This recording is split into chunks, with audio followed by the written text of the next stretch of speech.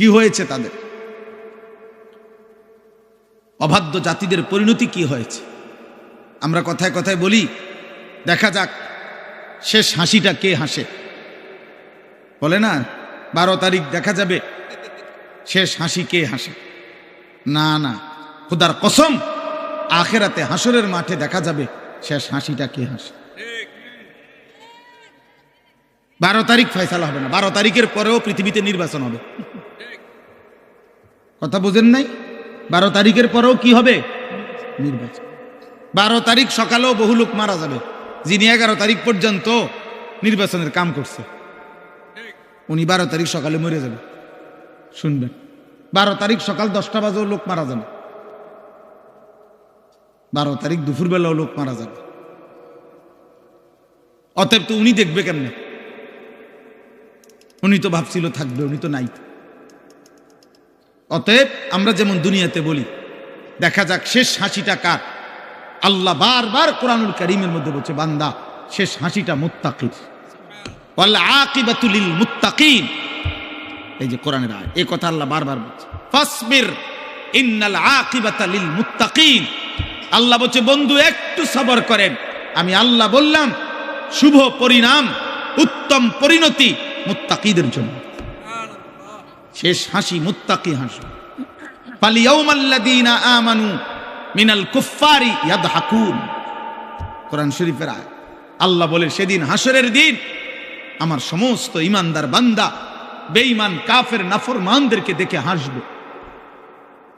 খড়র খড়র এটা বন্ধ করবানি ইব্রাহিম, এতক্ষণ লাগে এগুলা ঠিক করতে। জি, আল্লাহ তাআলা বলেন, ফালিয়াউমাল্লাযীনা আমানু, সেদিন কিয়ামতের দিন নাফরমান পাপীদেরকে দেখে ইমানদার হাসবে। ইয়াদহাকুন মানে হাসবে, হাসবে আর বলবে, ডাক দিয়া বলবে বেঈমানকে, হাল সুবিবাল কুফফারু মা কানু ইয়াফআলুন। এ ছেলে, নিষেধ করলাম না বাবা, ফাজলামি করো কেন? আবার হাসে। ঠিক আছে তো, হাল সুবিবাল কুফফারু মা কানু ইয়াফআলুন। কোরআন শরীফ আছে, ইমানদার সেদিন ডাক দিয়ে বলবে, কি খবর বেঈমান, যা করেছিলে দুনিয়ায় তার বিনিময় পেলে তো? এখন কেমন লাগতেছে? এক এক লাথি ফেরেশতার কেমন লাগতেছে? জাহান্নামের এক এক আগুন কেমন লাগতেছে? খোদার কসম, এটা কোরআন শরীফের আয়াত। সেদিন ডাকবে। কোরআন শরীফ আছে, ইমানদার জাহান্নামীকে ডাক দিয়া বলবে, আফামা নাহনু বিমাইয়িতিন। আর কোনদিন মানুষ অনেক সময় লজ্জিত হইল, অনেক সময় কয়, আচ্ছা দেখমু বেড়া মাতবরি করস, কয়দিন এরম বিপদ তোরও হইতারে। হ্যাঁ, আমি একটা ফেসে পড়ছি দেখে একেবারে হাসরে।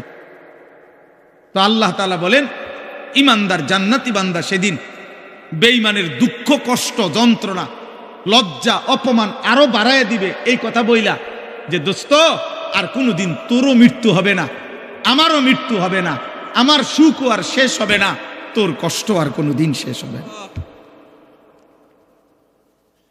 আফামা নাহনু বিমাইয়িতিন। আল্লাহ তাআলা বলছেন, ফাত্তালা ফারাআহু ফি সাওয়াইল জাহিম। প্রত্যেকটা ইমানদার জান্নাতি তার পরিচিত জাহান্নামীদেরকে সরাসরি জান্নাত থেকে বসেই জাহান্নামে দেখবে, আযাবের মধ্যে হাবুডুবু খাচ্ছে। কোন মানুষের জন্য এটা বড় অপমান যে পিঠা খাইলে খাইছি আর কি, তে দেখ খেলে লোটা, আয় হায় হায়, তে তো আমার পরিচিত, তে তো এলাকাত গিয়া কইয়া দিব, তে তো বলে ফেলবে। এটারও মানুষের লজ্জা বাড়ায় দেয়, কষ্ট বাড়ায় দেয়, যন্ত্রণা বাড়ায় দেয়। ইমানদার দেখবে তাকায়া, ইমানদার গল্প করবে। কোরআন শরীফে আছে, গল্প করবে। ইমানদার একজন আরেকজনকে শোনাবে। ওয়া আকবালা বা'দুহুম আলা বা'দিন ইয়াতাসাআলুন। এক জান্নাতি আরেক জান্নাতিকে মুখোমুখি হয়ে গল্প করবে আর বলবে, অমুক অমুক দুনিয়াতে আমার পরিচিত ছিল, যারা আমাকে বলতো আখিরাত হবে না, যারা আমাকে বলতো নাফরমানি আর অশ্লীলতার অসভ্যতার মধ্যে ডুবে থাকতে, আমি আল্লাহর রহমতে তাদের কথা না শুনে আল্লাহর গোলামি করে গেছি, আল্লাহ বলবেন হাল আনতুম মুত্তালিউন, তোমার সেই নাফরমান বন্ধু তাদেরকে দেখবা? ফাত্তালা ফারাআহু ফি সাওয়াইল জাহিম, আল্লাহ বলে সেদিন ইমানদার জান্নাতি বান্দাকে আল্লাহ তাআলা ওই জাহান্নামী নাফরমান পরিচিতদেরকে দেখাবে যে দেখো তাদের পরিণতি কি হয়েছে। তোমার এলাকার মদখোরের কি অবস্থা খবর নাও, দেখো দেখো তুমি দেখো তোমার এলাকার নেশাখোরের অবস্থা কি দেখো, তোমার এলাকার ওই চরিত্রহীন লম্পট যুবকের হালাত দেখো, যে মনে করছে চুলের, আমাদের কিছু ছেলে দেখবেন শুধু এই চুলটা বাম দিকে ফিরাইতে পারে এমনি, এতটুকুর কারণে কেউ তাকে কিছু বলে না, সে এটাকে অনেক কিছু মনে করে। সে মনে করে তার জীবনের সফলতা যে আমি যে বেঈমানের মতো চুল রাখতে পারি অথচ কেউ বাধা দেয় না, এটা আমার জীবনের সফলতা। না রে আব্বা, এটা তোর জীবনের ব্যর্থতা, তোকে কেউ ফিরায় না, তোকে কেউ ফিরায়। অনেক যুবক মনে করে, অনেক মেয়ে ছেলে মনে করে আমি যে সারা রাত মোবাইলে নারী ছবি জেনা ব্যভিচার দেখতে পারি, অথবা কোনো ছেলের সাথে হারাম সম্পর্ক করছি, কোনো মেয়ের সাথে হারাম সম্পর্ক করছি, কারো যে সাহস নাই আমাকে বাধা দেওয়ার, মা বাবা আত্মীয় স্বজন, এটা আমার জীবনের সবচেয়ে বড় ক্রেডিট, আমার যৌবনের অহংকার এটা। আমার বাপের ক্ষমতা নাই, আমার মার ক্ষমতা নাই, আমার স্বজন কারো ক্ষমতা নাই আমারে কিছু বলবে, এটা সে মনে করছে অনেক বড় কৃতিত্ব। আল্লাহর কসম এটা কৃতিত্ব না, এটা তোর উপরে আল্লাহর লানত। আল্লাহর লানত পড়ার কারণে তোর স্বজন সবাই তোর থেকে মুখ ফিরায় নিছে। কারো আর বিষয়টা এমনই যে জাহান্নামের আগুনের কাছে চলে গেছে, কেউ ভাবতেও আসে না যে ওরে টেনে ধরা দরকার, যা পড়ে যা, বাদ দে, খালি বেল আগুনে পুড়ুক নাহলে ডুবে মরুক, বাদ দে বেটা। আমরা কিতাবে পড়ছি, শেখ সাদি রহমতুল্লাহ বলতেন ইন্না মিন আযমি নিআমিল্লাহ আলা আবদিহি আন ইউওয়াফিকাহু লিসুহবাতিল আখিয়ার। আল্লাহ তাআলা কোন বান্দার উপরে শ্রেষ্ঠতম নিয়ামত দিয়েছেন কোন বান্দার উপরে, এটা একটা আল্লাহর একটা বড় নিয়ামত কারো উপরে, যে আল্লাহ কাউকে একজন নেককার ইমানদার মুত্তাকি অভিভাবক সঙ্গী আপনজন তার জন্য জুটাই দিছেন। এটা তার উপরে আল্লাহর বড় নিয়ামত, যে তাকে টেনে ধরে না তুমি এটা করতে পারবা না, এটা হারাম, এটা হালাল, যে তাকে আল্লাহ চিনায় আখিরাত চিনায়। হ্যাঁ, এবং তিনি বলেছেন ওয়া ইন্না উকুবাতাহু আলাইহি, কোন মানুষের উপরে আল্লাহ তাআলার একটা দুনিয়াবী শাস্তি, আন ইয়াবতালিয়াহু বিসুহবাতিল আশরার, আল্লাহ তাকে মন্দ লোকের সংস্পর্শে পরীক্ষায় ফেলে দিয়েছেন। আহারে এবার জানি সে বাঁচে কিনা, কারণ যার লগে সে চলতে শুরু করছে হয়তো তারে জাহান্নামে নিবে। এই নেশাখোরের লগে থাইকা সে আল্লাহ পাবে কেন? এই জুয়ারির লগে থাইকা সে আল্লাহ পাবে কেন? এই উলঙ্গ ছবি দেখে নেওয়ালা এই বখাটে যুবকের সাথে চইলা আহারে ও আল্লাহ পাবে কেন? এই বেপর্দা বেহায়া বেশরম মেয়ে এ তো প্রেমের ফাঁদে পেলে তার জীবন যৌবন অর্থ সম্পদ শক্তি সামর্থ্য সব শেষ করে একদিন তো তারে পথের ফকির বানায় দিবে, ফকির বানায় দিবে। এটা কোনো মানুষের উপরে আল্লাহর শাস্তি, যাকে আল্লাহ তাআলা কোনো মন্দ লোকের সংস্পর্শে পরীক্ষায় ফেলে দিছে। আন ইয়াবতালিয়াহু বিসুহবাতিল আশরার। এজন্য দোস্ত, এটা বহুত বড় নিয়ামত বুঝা যে আমি আল্লাহ চিনি কিনা, আমার আখিরাত মনে পড়ে কিনা। 24 ঘন্টায় যার কখনো আল্লাহর কথা মনে পড়ে না, এ তোর কেমন জীবন বেটা, তুই কিসের মুসলমান বেটা? 24 ঘন্টায় যার একটা সেজদা দিবার কথা মনেই আসে না, মনেও পড়ে না, এটা মানুষ না জানোয়ার? জিজ্ঞেস করা দরকার, বুঝেন নাই? এটা মানুষ না জানোয়ার? জিজ্ঞেস করা দরকার। 365 দিনে যার একবারও মনেও পড়ে না যে আমি তো মুসলমান, আমার উপরে ফজরের নামাজ ফরজ,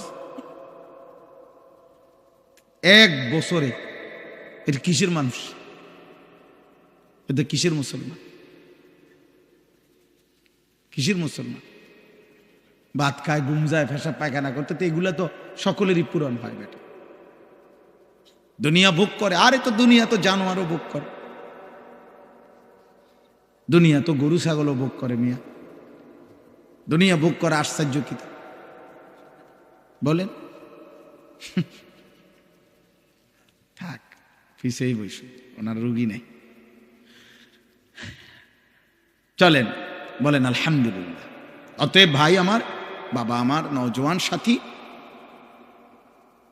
আমি অনুরোধ করছি, আমার প্রথম কথা এটা শুরু করলাম, প্রথম কথা এটা শুরু করলাম, দিলের মধ্যে যেন আখেরাত মনে পড়ে, মালিকের কথা মনে পড়ে, আল্লাহর কথা যেন মনে পড়ে। জীবনটা শুধুই শুধু সারাক্ষণ তামাশায় তামাশায় যেন না কাটে। আল্লাহ তাআলা কোরআনুল কারীমের মধ্যে এটা বলছেন, বান্দা